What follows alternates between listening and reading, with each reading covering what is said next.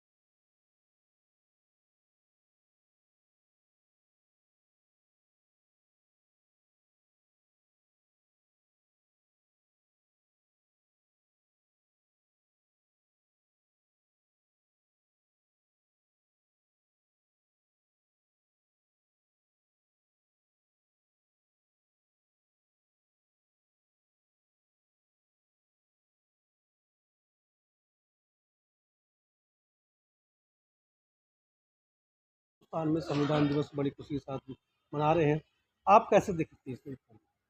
सबसे पहले तो आपके चैनल के माध्यम से, आपके इस सोशल मीडिया प्लेटफॉर्म के माध्यम से मैं समस्त देशवासियों को आज संविधान दिवस की इस 75वीं वर्षगांठ पर ढेर सारी शुभकामनाएं देता हूं। जी देखिए, देखा ये अ, देखा जाता है कि वो लोग हैं जो संविधान की बात तो करते हैं, लेकिन संविधान पे अमल यानी कि उसको फॉलो नहीं किया जाता, तो उनको किस नज़र से देखते हैं? बेसिकली देश को चलाने का जो तंत्र है, पूरे देश की व्यवस्था को एक सूत्र में बांधे रखने का जो तंत्र है, जो कश्मीर से कन्याकुमारी तक, उधर अरुणाचल प्रदेश से लेकर गुजरात के कच्छ तक सबको एक सूत्र में, भारतीयता के सूत्र में बांध कर रखता है, वो हमारा संविधान है। और आज के दिन उस संविधान को कंप्लीट करके संविधान सभा के सभी सदस्यों ने, जिसमें हमारे परम आदरणीय भारत रत्न डॉक्टर भीमराव अंबेडकर जी ने उसे डॉक्टर राजेंद्र प्रसाद जी को सुपुर्द किया था। लागू भले ही वो 26 जनवरी 1950 से हुआ था, लेकिन उसका कंप्लीशन जो है वो आज के दिन देश में पूरा हो गया था। अब ऐसी स्थिति में जो लोग इस संविधान को किसी भी रूप में चैलेंज करते हैं या इसमें किसी प्रकार के परिवर्तन की या किसी प्रकार की खामियों को तलाशते हैं, तो कहीं ना कहीं निश्चित तौर पर वो देश के वो लोग हैं जो लोग नहीं चाहते कि देश के अंदर एकजुटता, प्यार और भाईचारा कायम रहे। क्योंकि पिछले 75 सालों में अगर हम देखें तो 75 सालों में हमारे साथ दुनिया के बाकी जो देश आज़ाद हुए और उनके जो संविधान लिखे गए या उनके जो संविधान बने, उनमें बेपनाह तरह की खामियां आती रहीं, देशों में उथल पुथल मचती रही, मगर भारतीय गणतंत्र की, भारतीय संविधान की ये खूबसूरती रही कि जिसकी बदौलत आज 75 साल पूरे होने के बाद भी देश का संविधान उतनी मजबूती से देश के हर नागरिक की रक्षा करता है। देश में महिलाओं, आदिवासियों, दलितों, पिछड़ों, अल्पसंख्यकों और तमाम तरह की जो भी यहाँ की नागरिकता वाले लोग हैं, चाहे वो देश में रहते हों चाहे विदेश में रहते हों, उनको पूरी तरह से उतनी सुरक्षा प्रदान करता है जितनी उस समय पर बाबा साहब ने आत्मसात होकर अपनी लेखनी के जरिए संविधान की किताब में हर जो भी आर्टिकल लिखा था उसके अंदर उसे समाहित किया। अच्छा, योगेश जी जानना चाहेंगे, जैसे संविधान के अंदर जो सुविधाएं थी, वो जो कानून बनाए, क्या आप ऐसा मानते हैं कि उनको पूरी तरह लागू किया जा चुका है या उसमें कुछ कोताही बरती जा रही है? देखिए, वास्तव में संविधान का मुख्य उद्देश्य तो यही था कि हर वर्ग को इस संविधान की सुविधाओं का लाभ पहुंचे। लेकिन जिस प्रकार से सरकारें बदलती रही, नई नई विचारधारा के लोग आते रहे, तो उन सारी परिस्थितियों को देखते हुए अभी तक भी मैं देखता हूं कि देश के अंदर एक बड़ी आबादी संविधान से प्राप्त होने वाले लाभ से वंचित है। निश्चित तौर पर अभी संविधान को और मजबूती से लागू किए जाने की आवश्यकता है। क्या सरकारों को क्या कहेंगे, क्या सरकार इसको पूरी तरह लागू करना चाहती है या सरकार इसके पूरे संविधान के दायरे में काम करती है या नहीं करती है? क्योंकि ऐसा देखा जाता है, कुछ मामले ऐसे सामने आते हैं जिनमें ऐसा लगता है कि सरकार संविधान के दायरे से काम बाहर कर रही है। देखिए, कार्यपालिका का काम तो संविधान के अनुसार ही कार्य करना है। अब बेसिकली फैक्ट ये है कि काम करने वाले की नीयत कैसी है। काम बिल्कुल सही होना है, काम संविधान के अनुकूल होना है, लेकिन काम करने वाले की नीयत पर भी इस बात का बहुत सारा डिपेंडेंट होता है कि वो काम करने वाला किस सोच के साथ इस काम को अंजाम दे रहा है। तो कभी-कभी सरकारों के मंतव्य में ये बातें शामिल रहती हैं कि मुझे अमुक जाति, अमुक धर्म या अमुक वर्ग को या अमुक क्षेत्र को, किसी पार्टिकुलर क्षेत्र को ज़्यादा महत्व देना है, दूसरे को नहीं देना है, जिसकी वजह से कहीं न कहीं जो संविधान की कार्यशैली वाली प्रासंगिकता थी वो एक तरफ दरकिनार हो जाती है। जैसे बात करते हैं न्यायपालिका की, जब न्यायपालिका इसलिए रखी गई है कि वो न्याय करेगी, कौन दोषी है कौन दोषी नहीं है, मगर उसका फैसला न्यायपालिका का आने से पहले सरकारें किसी का मकान गिरा देती हैं, बिल्डोजर चलवा देती थी। तो क्या ये संविधान के तहत होता है?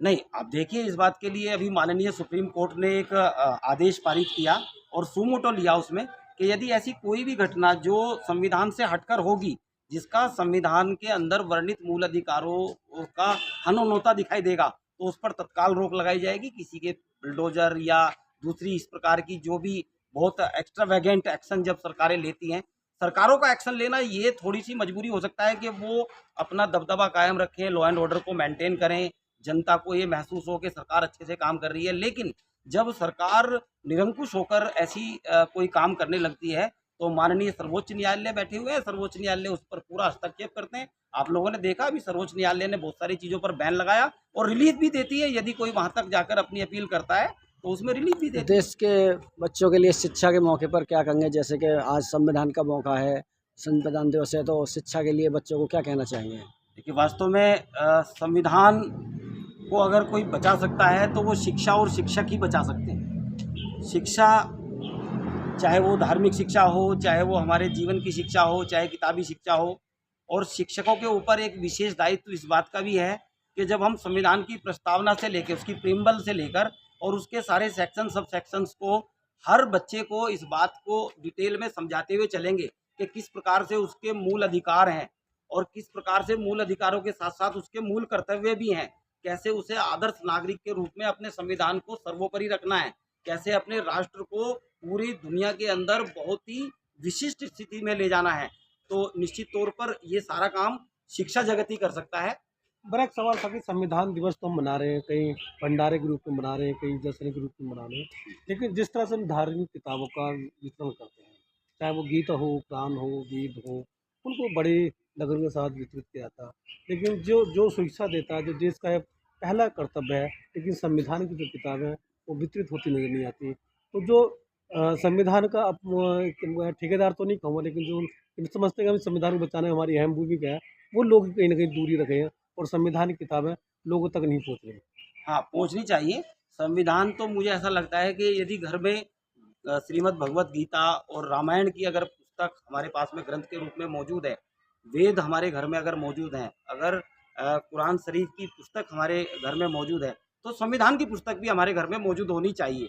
हालांकि दोनों व्यवस्थाएं ही मानव जीवन को एक आदर्श स्थिति प्रदान करने के लिए हैं। धर्म की पुस्तकें भी हमें एक ऐसी आचार संहिता प्रदान करती हैं कि हमें सुबह जगने से लेकर शाम तक अपने दैनिक जीवन में, अपने व्यापार में, अपने रिश्तों में, अपने समाज में किस प्रकार का आचरण करना है, ये सब चीज़ें हमारी लिपिबद्ध लिखी हुई हैं। श्रीमद् भगवत गीता में भी लिखी हुई हैं। अन्य सारे जितने भी धर्म हैं हमारे, चाहे मुस्लिम धर्म हो, चाहे ईसाई धर्म हो, उनकी पुस्तकों में भी ये बातें वर्णित हैं। लेकिन वर्तमान परिस्थितियों में, आधुनिक काल के दौरान, हम अगर संविधान के हिसाब से बात करें तो संविधान भी हमारे घरों में होना चाहिए, जिसका हमें प्रॉपर ज्ञान होना चाहिए। मतलब लगत माना जाता है कि संविधान सिर्फ वकीलों के पास होता है, तो वकील ही जानते हैं लोग, और आम लोगों के, खासकर मैं आम लोगों की बात नहीं करें, जो ए ग्रेड बी ग्रेड के अधिकारी भी, और घर भी संविधान की किताबें नजर नहीं आएंगी। और जो संविधान की सुरक्षा की बात करते हैं, वो संविधान की पुस्तकें लोगों तक मुफ्त में नहीं पहुँचा पाते।